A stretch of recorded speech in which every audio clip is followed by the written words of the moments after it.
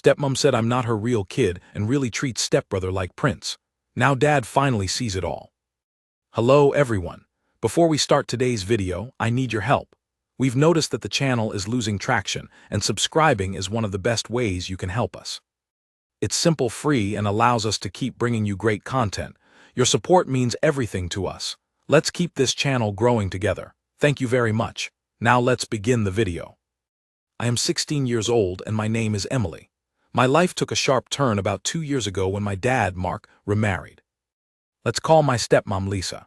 Lisa has a son from a previous relationship named Josh, who is also 16, same age as me, which you would think would be cool, but it really wasn't. Before Lisa and Josh came into the picture, it was just me and my dad. We were a team. We had our routines and our inside jokes. Life was good, simple, and predictable in a comfortable way. Then my dad met Lisa and things started changing. At first, it was exciting. Dad seemed happier than I had seen him in a long time after my mom passed away when I was younger. Lisa seemed nice enough, and Josh was quiet, kept to himself mostly. We all tried to blend together, make a happy family. That's what we all said we wanted. But quickly, I started noticing things.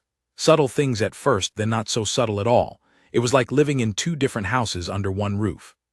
One house for Josh and Lisa, and another for me, with my dad kind of floating in between, mostly in their house though.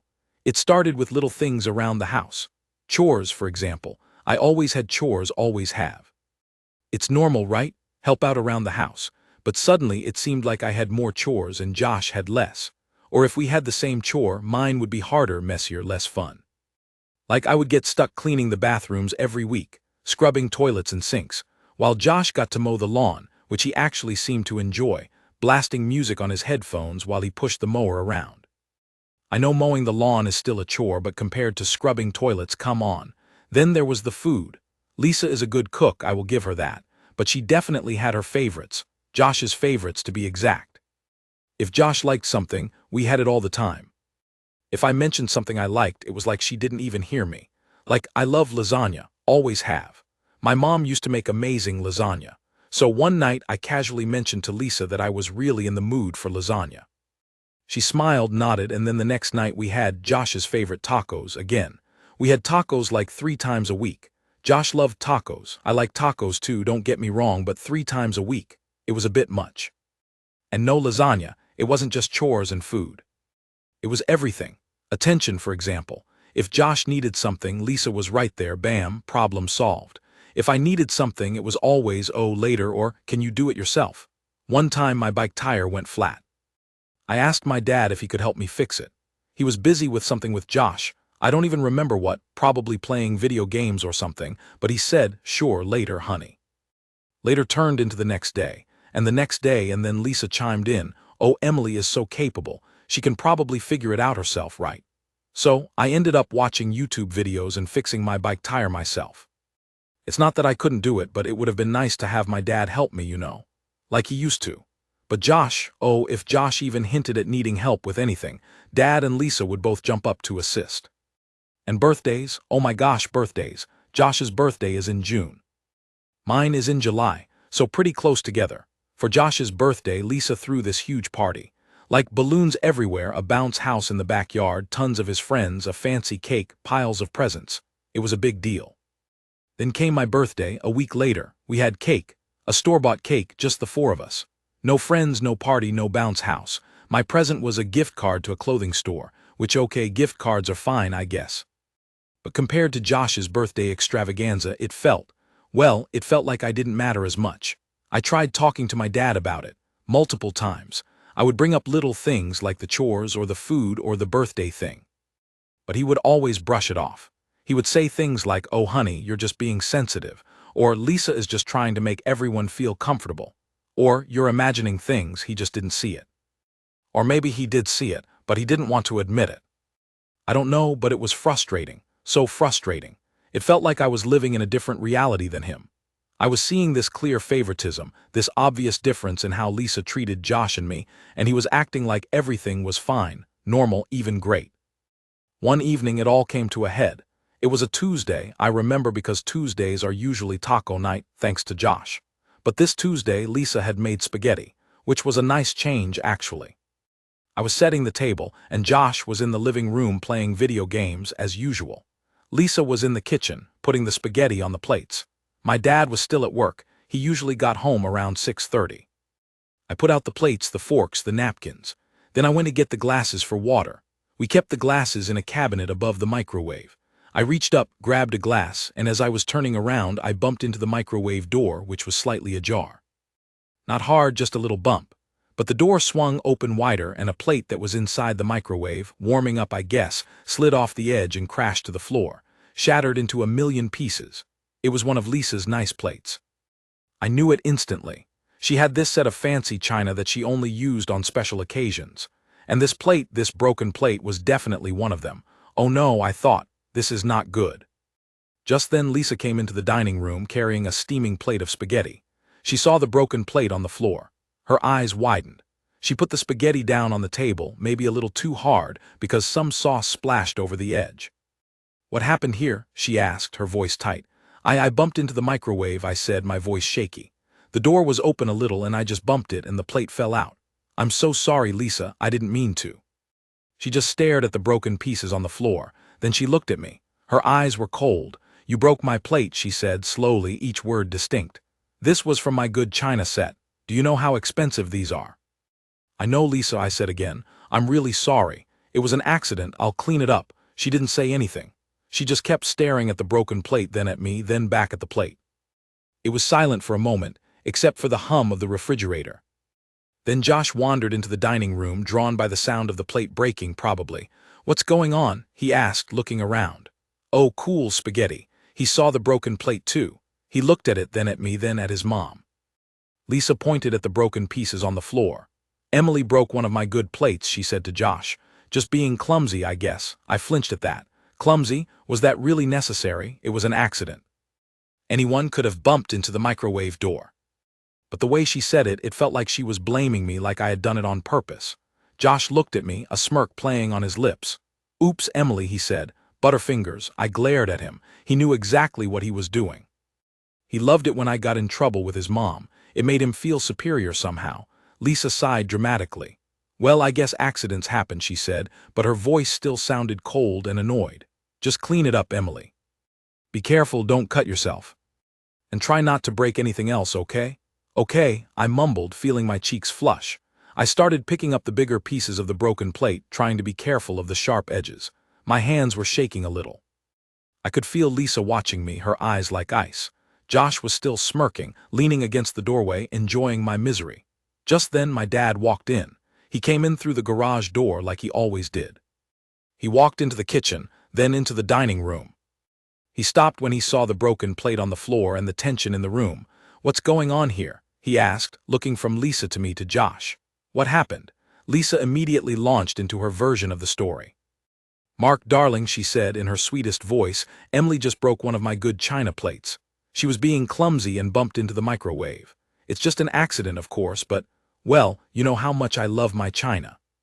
She looked at my dad with those big, innocent eyes of hers. She was good at playing the victim, Lisa was.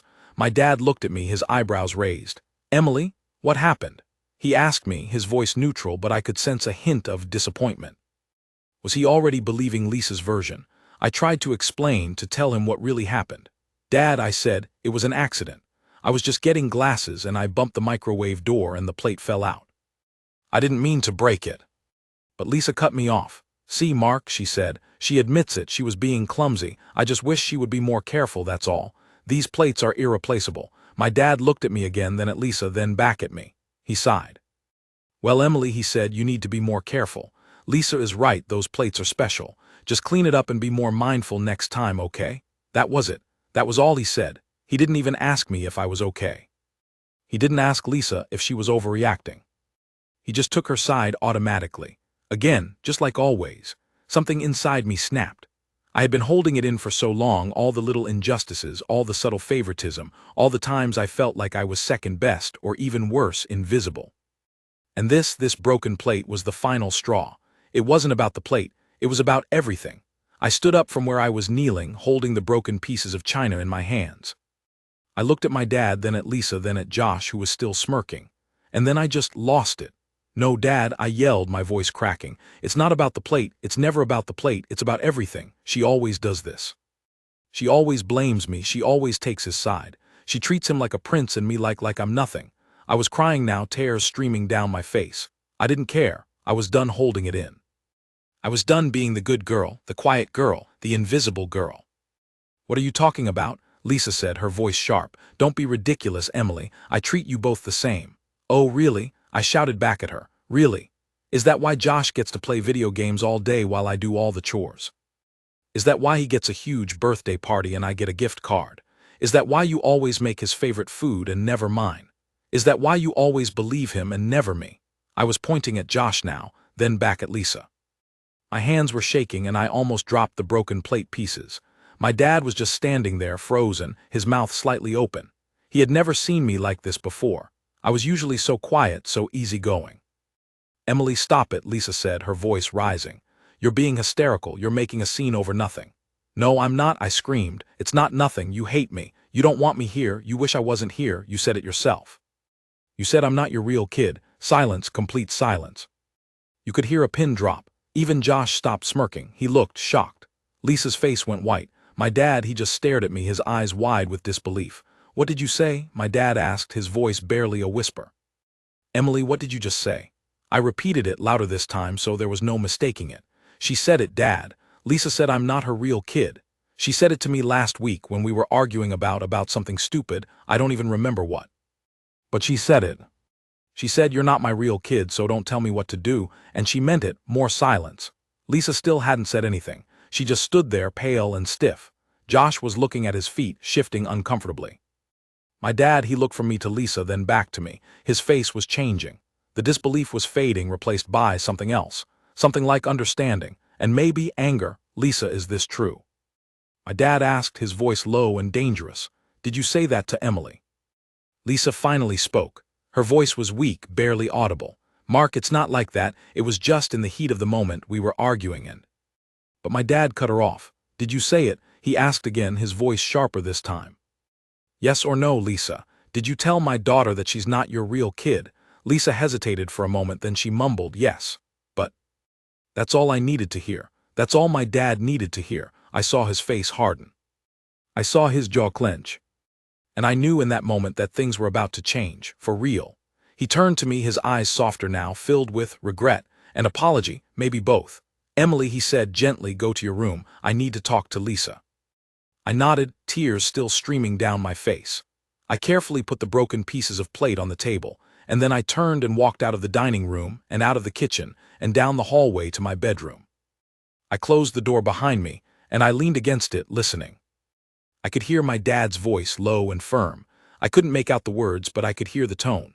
It was a tone I hadn't heard in a long time, a tone that meant he was serious, a tone that meant he was finally on my side. I went to my bed and lay down, still crying. But this time the tears were different. They were still sad tears, but they were also relieved tears, hopeful tears. Maybe, just maybe, things were going to get better. Maybe my dad was finally going to see what was really going on.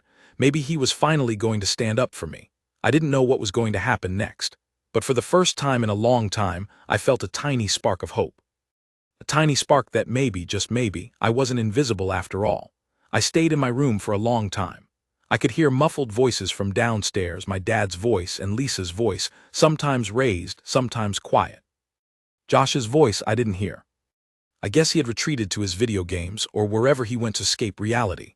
Finally, after what felt like hours but was probably only about an hour, I heard a knock on my door. It was my dad. Emily, can I come in? He asked, his voice soft. I sat up and wiped my eyes. Come in, Dad, I said. He opened the door and came in. He sat down on the edge of my bed facing me. He looked tired and sad, but also determined. Emily, he said, I'm so sorry. I looked at him surprised. Sorry for what? For not seeing it, he said. For not believing you. For letting this happen. I've been blind, honey. I've been so focused on trying to make this new family work, on trying to make everyone happy, that I didn't see what was really going on. I didn't see how Lisa was treating you. And I am so sorry. Tears welled up in my eyes again.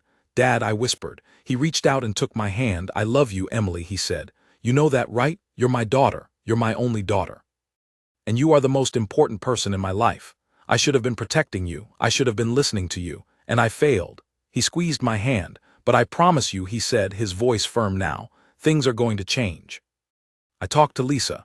We had a long talk, a very long talk. And well, let's just say she understands now that things need to be different. She understands that she can't treat you differently than Josh. She understands that you are part of this family just as much as he is. And if she can't accept that, then, well, then we have a problem. He didn't say what that problem would be, but I could guess. And it gave me a little thrill of hope. Real hope this time. What about Josh? I asked. Does he understand too? Dad sighed. Josh is a teenager, he said. He's used to being the center of attention. It's going to take him some time to adjust. But he needs to adjust. And Lisa needs to make sure he does. We all need to work on this, Emily, together. As a family. A real family. He looked at me, his eyes pleading. Will you give us another chance, honey? Will you give us a chance to make things right? I looked at my dad's face.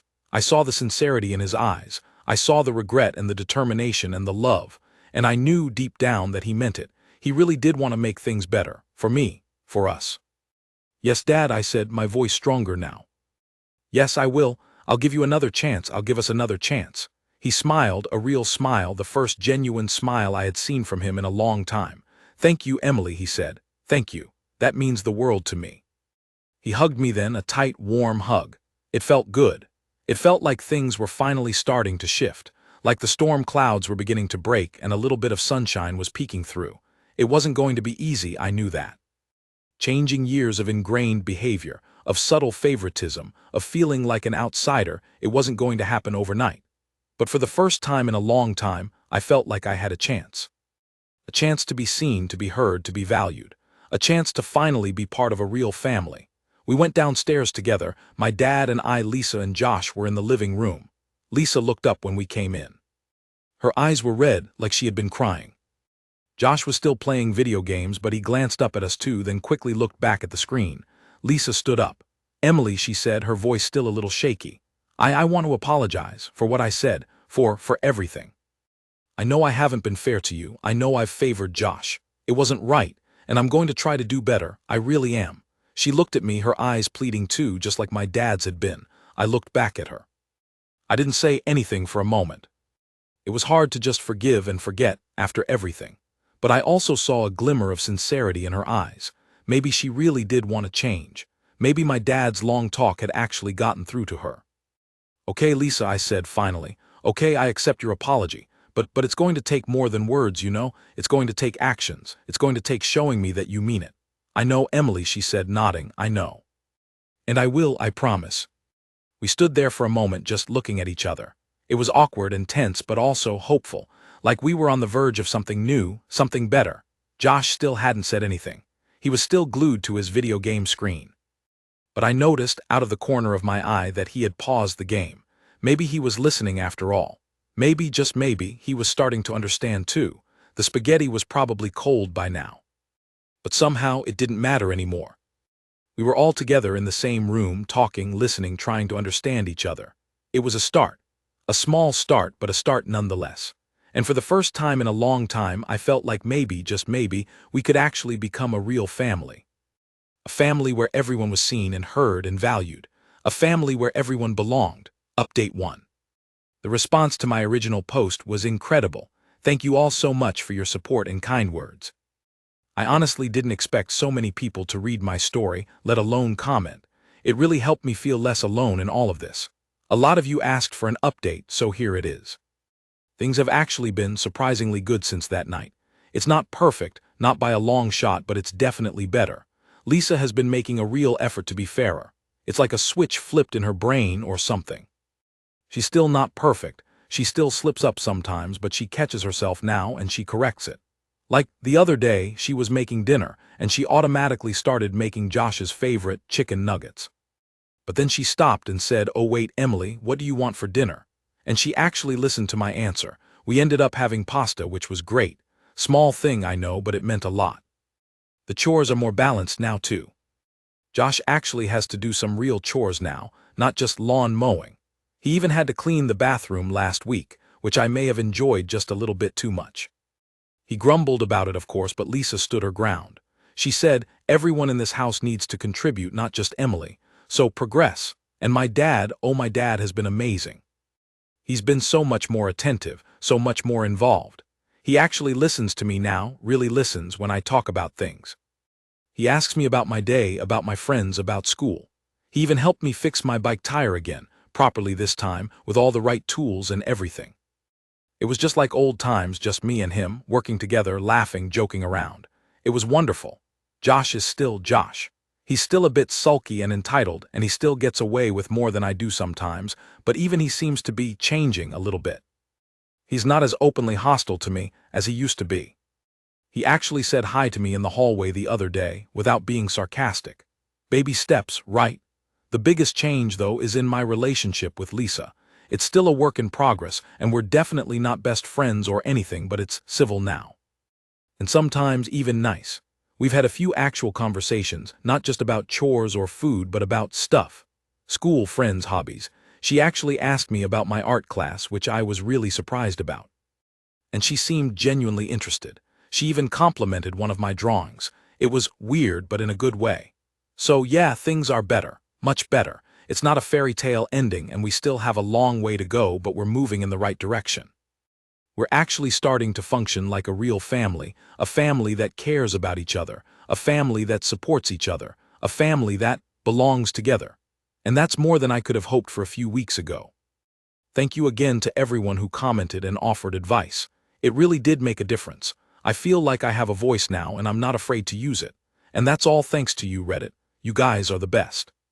So Reddit, AITAH for finally standing up for myself.